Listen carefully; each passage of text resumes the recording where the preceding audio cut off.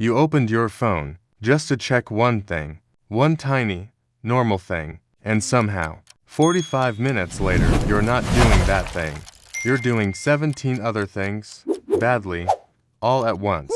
There are 6 tabs open. You don't remember opening 5 of them. There's a half-written message sitting in your drafts that you started, panicked about, and abandoned. Your coffee is cold, again, and the one thing you actually sat down to do, still not done.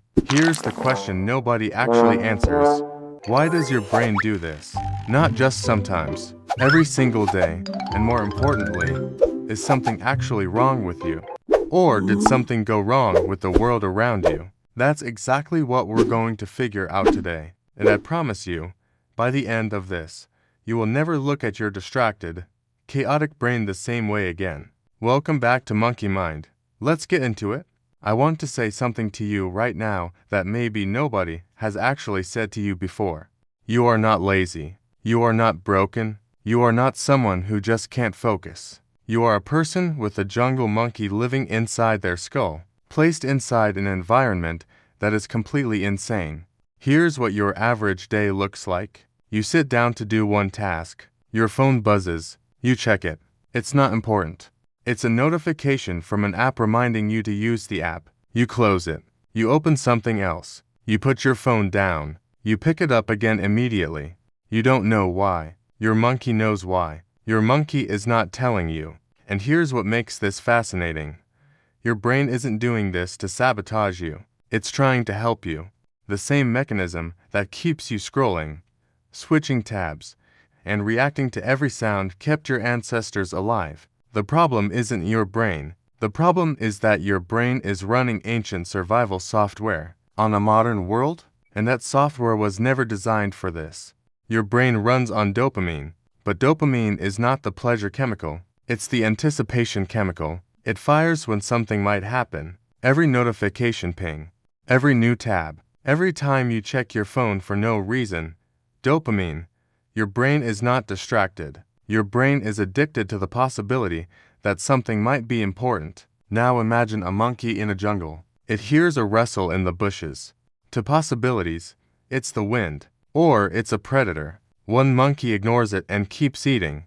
The other panics and runs every time. The monkey that survived was the one that panicked. So evolution kept that brain, the scanning brain, the restless brain, the what if something is wrong brain, and then gave it to you. Scientists call this negativity bias. Your brain processes negative information more strongly than positive. Bad news sticks. Embarrassment replays.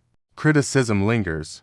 But compliments fade quickly. On top of that, your brain catastrophizes. It takes something small and turns it into the worst possible outcome. A simple message becomes a full disaster scenario. Your brain isn't stupid. It's trying to protect you. It just can't tell the difference between a real threat and a harmless situation. Here's the part that matters most. The more intelligent your brain is, the better it is at imagining problems. Your imagination becomes a tool for anxiety. Your brain creates detailed disaster scenarios about things that haven't happened, and your body reacts as if they are real. Your heart rate increases, your breathing changes, stress hormones spike, all for something that isn't happening. And every time you follow that spiral, you train your brain to do it faster next time. The pathway strengthens. It becomes automatic. You didn't choose this, but you built it. And you can build something else instead. Here's how to start. First, name it. When you notice the spiral, say, "My brain is catastrophizing." That small step creates distance. It activates the rational part of your brain. You're not fighting it. You're noticing it. Second, ask, is there an actual threat right now? Most of the time, the answer is no. Third, use the 10th of October 10 rule.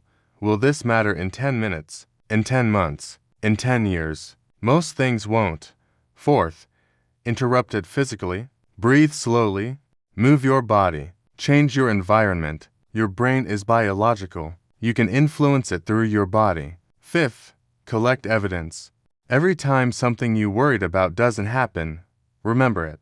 Your brain needs proof that most fears aren't real. Over time, it starts to learn. Here's what changes when you practice this. The spiral still starts, but there's a pause, a small gap, and in that gap, you have control. Situations that once felt overwhelming become manageable. Ambiguity becomes neutral. Your brain stops reacting to everything like it's an emergency. And when it stops doing that, you get your energy back. Your focus improves. Your mind becomes quieter. Remember where we started. Phone in hand. Too many tabs. Cold coffee. Nothing finished. That wasn't failure. That was your brain doing exactly what it was designed to do. But your environment has changed. And now, you can help your brain adapt. Your brain is not broken. It is ancient. It is trying its best. And with practice, you can guide it. You can teach it. You can calm it. Take care of your mind. I'll see you in the next one.